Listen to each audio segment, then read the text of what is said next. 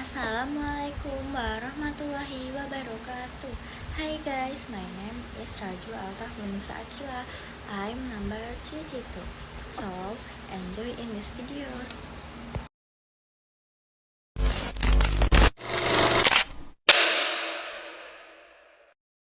In this video, we will make a paper airplane.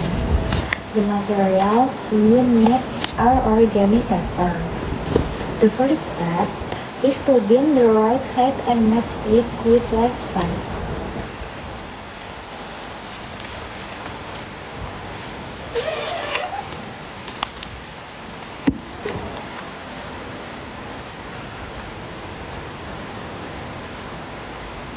Then, bend the end of the origami to raise the center line, as well as the left side.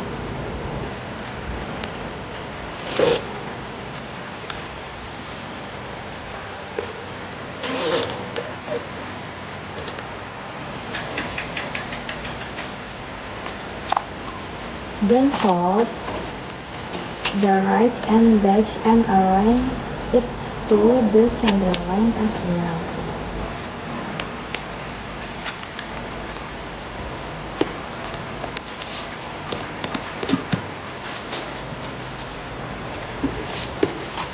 As the left side.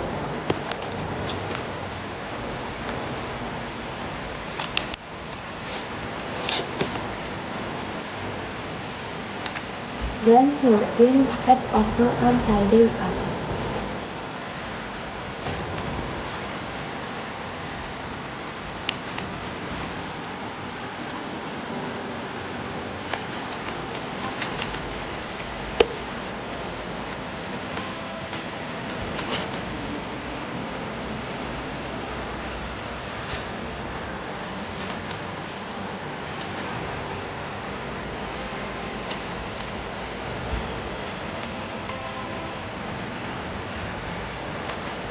After that, bend is so that it forms an airplane and can fly.